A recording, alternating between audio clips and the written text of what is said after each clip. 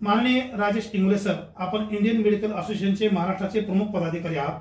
नुकत्याच विधान भवनामध्ये अधिवेशनामध्ये बीड जिल्ह्याचे शल्यचिकित्सक डॉक्टर अशोक थोरात यांचा निलंबनाचा कार्यक्रम झालेला आहे। काय आपण हे कसं पाहता? बीड जिल्ह्याचे कर्तव्यदक्ष जिल्हा शल्यचिकित्सक डॉक्टर अशोक थोरात यांचं विधिमंडळामध्ये कोविड काळातील खरेदी प्रकरणामध्ये अनियमितता आहे या कारणावरून त्यांचं निलंबन झालेलं आहे। याच्यात ही कार्यवाही योग्य आहे का नाही या बाबतीत माझ्या मनात एक 3-4 प्रश्न पडलेले आहेत, जे मी इथे विचारू इच्छितो की ज्या भ्रष्टाचाराच्या आरोपावरून डॉक्टर अशोक थोरात यांना निलंबित केलेला आहे त्या प्रकरणामध्ये जवळपास 12 अधिकाऱ्यांचा समावेश आहे।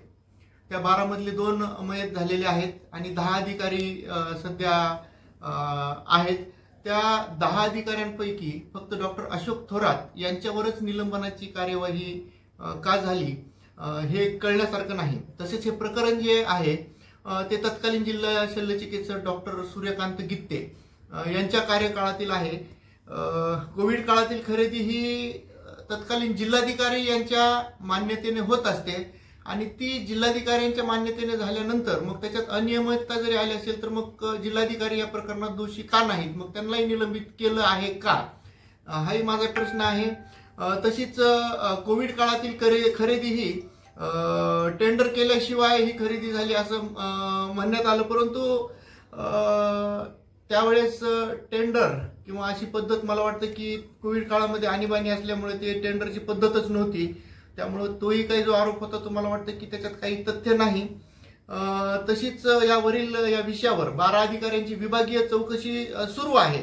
मग ते चौकशी सुरू असताना एकाच अधिकाऱ्यावर निलंबनाची कार्यवाही करण्यात आली हे चुकीचं आहे। असं मला वाटतं की एकाच प्रकरणामध्ये एकाला एक न्याय आणि दुसऱ्याला दुसरा न्याय असं व्हायला नाही पाहिजे। जरी ते डॉक्टर थोरात दोषी असले तरी मला असं वाटतं की याची संपूर्ण चौकशी झाल्याशिवाय त्यांना निलंबित करणं हे चुकीचं आहे। कारण होतं असं की जे कुणी मग काम करणारे अधिकारी आहेत तर त्यांचं मनोबल खच्चीकरण करणारे ही निलंबन आहे असं मला वाटतं, तुगलकी निर्णय आहे असं मला वाटतं। की आपण पाहिलं की डॉक्टर अशोक थोरात यांनी कोरोना काळामध्ये बीड जिल्हा अक्षरशः वाचविण्याचं काम केलं।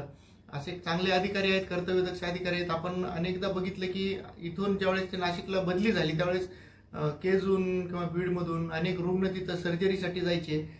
ज्यावेळेस डॉक्टर थोरातांनी सिव्हिल सर्जन पदाचा चार्ज घेतलेला आहे बीड जिल्ह्यातला, तर आरोग्य व्यवस्थेला शिस्त लावण्याचं काम त्यांनी केलं। ज्या शस्त्रक्रिया खाजगी रुग्णालयातच व्हायच्या त्या शस्त्रक्रिया सुद्धा त्यांनी तिथं गव्हर्नमेंट रुग्णालयामध्ये, जिल्हा रुग्णालयामध्ये करण्याचं काम केलेलं आहे। आणि नावलौकिक असणारे अधिकारी, असे कार्यकुशल असणारे अधिकारी, त्यांच्यावर जर अन्याय होत असेल तर मला वाटतं हे चुकीचं आहे। जर ते त्याच्यात दोषी असले तर त्यांना निलंबनाची कार्यवाही योग्य होती, परंतु मग हे जे माझे प्रश्न आहेत त्याचं उत्तर अनुत्तरित राहिलेलं आहे असं मला वाटतं। आणि ही प्रतिक्रिया मी इंडियन मेडिकल असोसिएशनचा एक पदाधिकारी म्हणून देऊ शकतो। धन्यवाद।